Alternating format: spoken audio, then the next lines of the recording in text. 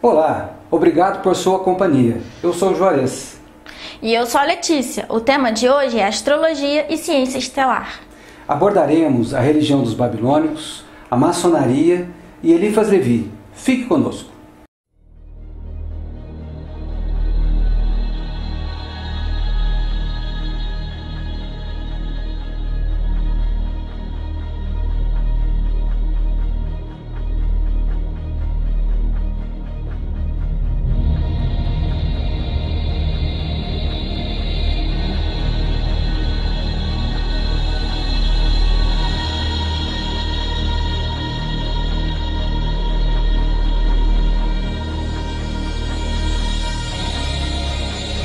Este é um programa da Academia Ciência Estelar, em parceria com a TV J Brasil. A Academia Ciência Estelar é uma ONG de estudo da espiritualidade em todas as suas formas e origens. Nossa atuação é pela internet e primamos para, em nossos estudos, não temos dogmas, preconceitos, doutrinas ou limites de qualquer forma. O tema hoje é astrologia como uma ciência estelar. De ciência desde 3.000 anos antes de Cristo, a astrologia foi taxada como crendice na chamada Revolução Científica. Mas, como uma simples crendice sobrevive 5.000 anos e está presente nas principais religiões, escolas esotéricas e ensinamentos de grandes mestres espirituais. Tamsin Barton, em seu livro Ancient Astrology, destaca que existe um documento sumério do governante de Lagash, Gudea, por volta de 2122 a 2102 a.C., que relata o uso cotidiano da astrologia em seu tempo. O mito de criação babilônico, Enuma Elish, escrito em cuneiforme acádio e que data de 1800 antes da era cristã, também documenta o uso e conhecimento astrológico habitualmente utilizado. O conhecimento e prática da astrologia, não necessariamente com este nome, está presente em diversas religiões ao longo da história da humanidade. Em diversas religiões, encontramos o culto celeste, seja entre os egípcios, os dogons, os judeus antigos, os africanos, mais recentemente até mesmo na Bíblia Católica. Existem diversas referências às leis cósmicas universais, simbolizadas na astrologia. Pois é. Em sua origem, a astrologia era um conhecimento espiritual, divino, reservado à casta sacerdotal e que refletia as leis eternas que estruturam e regem toda a criação e todas as criaturas. As antigas religiões, tanto as mesopotâmicas quanto as europeias, sempre contêm estruturas com referência aos 3, ao 4, ao 7 e ao 12. Porque o 3 é o poder da criação, o 4 é o poder da estruturação, da materialização, o 7 é o de governo ou administração e o 12 é o poder de organização, da sistematização. Na simbologia astrológica, que não é de posse de qualquer religião, existem 3 formas de ação: o cardinal, fixo e o mutável, o rajas, tamas e o sattva. Dos 4 elementos, fogo, ar, água e terra, existem 7 planetas esotéricos principais e 12 são os signos zodiacais. Até mesmo no judaísmo e no catolicismo encontramos referências astrológicas diversas. O peitoral do sumo sacerdote judeu tinha 12 pedras, relativa às 12 tribos e às 12 cidades. São 4 os evangelhos considerados autênticos. 7 são as igrejas do Apocalipse e 12 são os apóstolos de Jesus, o Cristo. Estruturas semelhantes podemos encontrar também nas ciências modernas. A energia nas 3 formas de eletricidade, magnetismo e radiação. 4 bases nitrogenadas que compõem o DNA, adenina, timina, citosina, guanina. As 7 principais cores da luz prismada, 7 períodos na tabela periódica, 7 notas musicais ou vibrações, 12 dimensões da física teórica, a teoria das cordas 11 mais 1. De fato, Essas leis são universais. Elas tanto existem no plano espiritual quanto no plano físico, passando por planos de diferentes densidades entre esses extremos. É por isso que a simbologia astrológica indica tanto algo de natureza espiritual quanto algo psíquico, comportamental e até mesmo físico e material. Tanto significa um arquétipo ou hierarquia angélica quanto um órgão e uma pedra, por exemplo. Os antigos sacerdotes babilônicos sabiam bem disso e compreendiam a relação sistêmica que existe entre o movimento macrocósmico dos planetas e as alterações dos arquétipos do inconsciente coletivo e individual. É por isso que a astrologia sempre foi considerada uma ciência divina e real, de interesse de imperadores, reis, monarcas de todos os tempos. Também os antigos magos, sacerdotes e alquimistas se utilizavam do conhecimento astrológico para compreender e promover o retorno à harmonia com as leis cósmicas universais. O resultado era a saúde, a paz interior e a evolução espiritual. Fique conosco, voltamos já.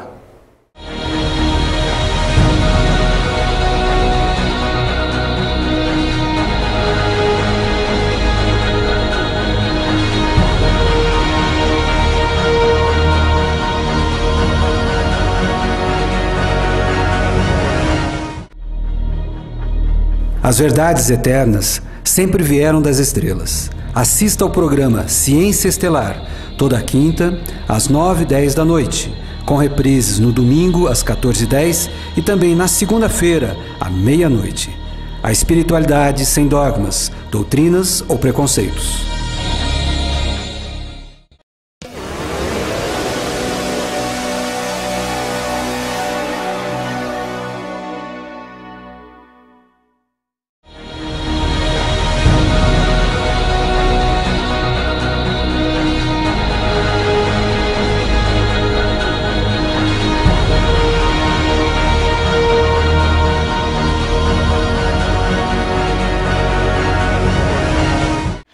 Estudar espiritualidade conosco. Visite nosso site e afilie-se. Toda semana você receberá em seu e-mail uma apostila para estudar.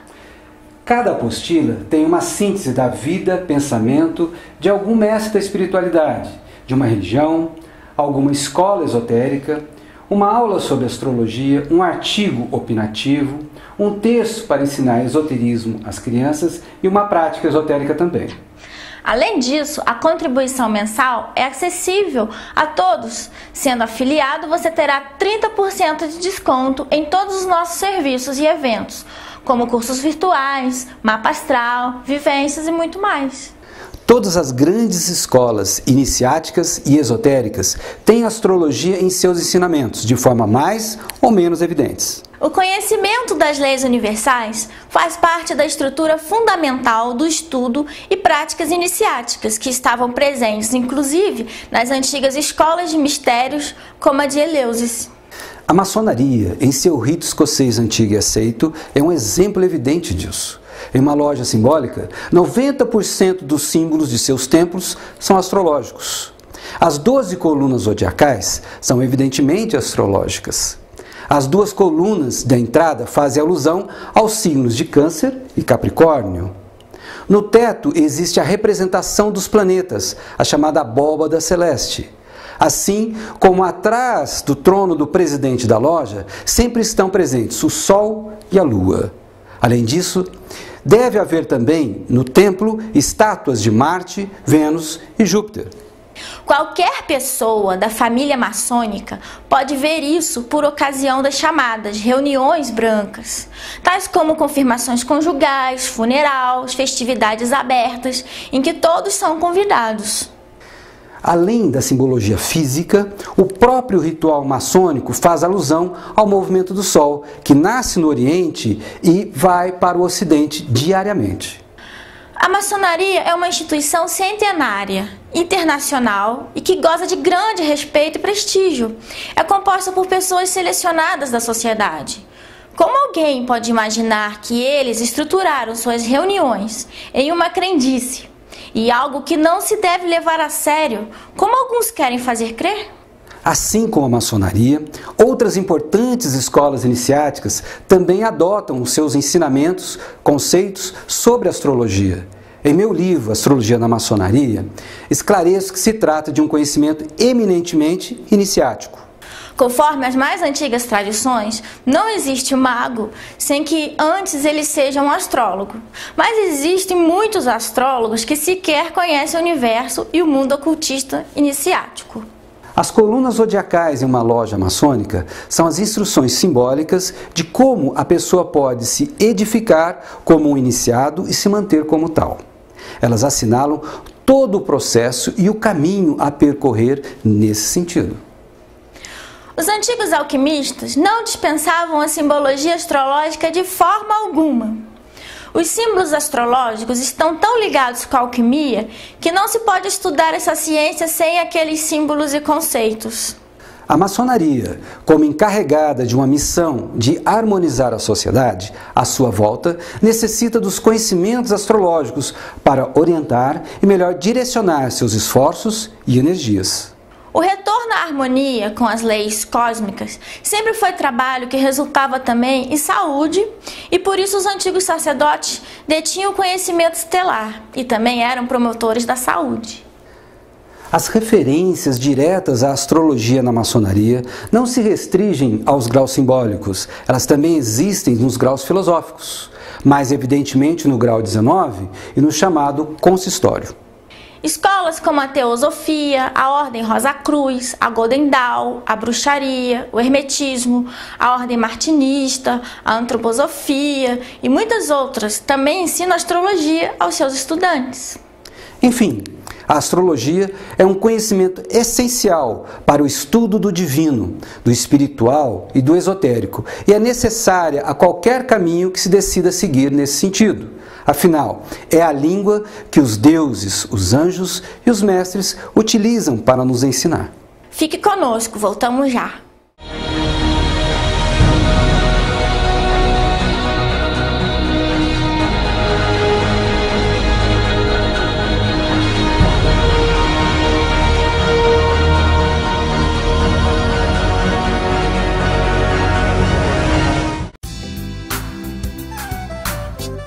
Programa O Prato do Dia. Apresentação: Lucila Costa Silva. Todo domingo, às 14h.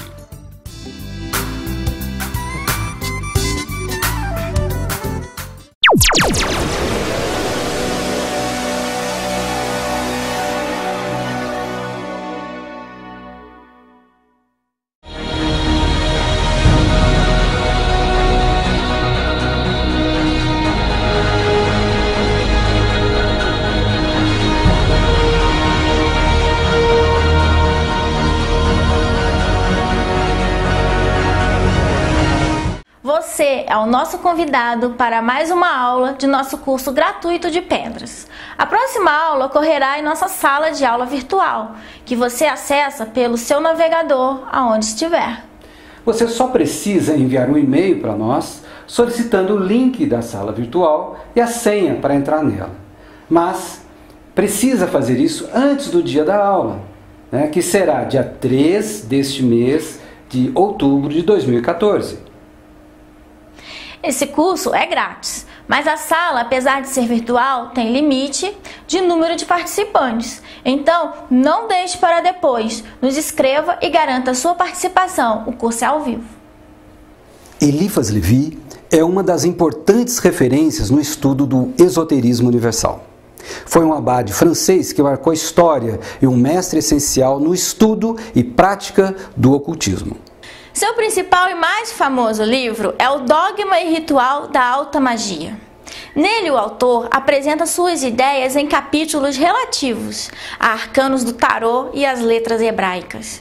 Como eminente cabalista, Eliphas Levi ensina que a astrologia está na base dos estudos da Cabala, pois está diretamente associada com as 22 letras hebraicas. As 22 letras hebraicas são estudadas no livro básico da Cabala, que se chama Sefer HaYetzirah, o livro da criação. Levi nos ensina que as 3 letras hebraicas, chamadas mães, estão relacionadas com os 3 elementos astrológicos. As 7 letras duplas se relacionam com os 7 planetas. E as 12 letras simples se relacionam com os signos zodiacais. Em todo e qualquer estudo que façamos da Cabala, nos depararemos com esta associação inevitável entre as letras hebraicas e a astrologia. Em seu livro, Eliphas Levi aborda diversas questões, mas principalmente na questão da prática, o que ele chama de ritual, fica evidente a necessidade do conhecimento da astrologia. O mago cabalista Eliphas Levi ensina em seu livro o porquê e como fazer talismãs dos 7 planetas, suas propriedades e seus benefícios. Ele nos ensina que existe uma relação entre os planetas e os 7 anjos, os dias das semanas e os metais. Fica evidente para o estudante que, para um ritual ser bem sucedido, é importante que seja realizado em um momento astrologicamente propício. O mestre Levi nos apresenta, então, os quadrados mágicos e também as formas que os seres planetários podem se apresentar.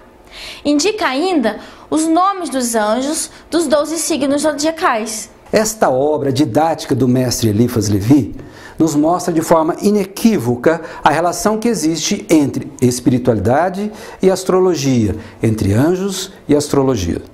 Levi foi mestre de muitos ocultistas, tanto do passado quanto do presente, e seus ensinamentos cabem dentro de qualquer atividade espiritual ou esotérica que se possa realizar. Em seu livro As Origens da Cabala, Levi cita na 6ª lição, Cabala 3, o livro de Enoque, um personagem bíblico que, para ele, é a personificação da humanidade. O chamado livro de Enoque afirma que foram os anjos que ensinaram a astrologia aos homens, porque estes anjos gostaram da humanidade e se aproximaram dela querendo o seu bem. Por esta razão, muitos afirmam que a astrologia é uma ciência não humana, que nos foi ensinada pelos anjos ou, segundo outros, por seres extraterrestres. Agradecemos a sua audiência. Na semana que vem, o tema abordado será o xamanismo, a primeira religião da Terra.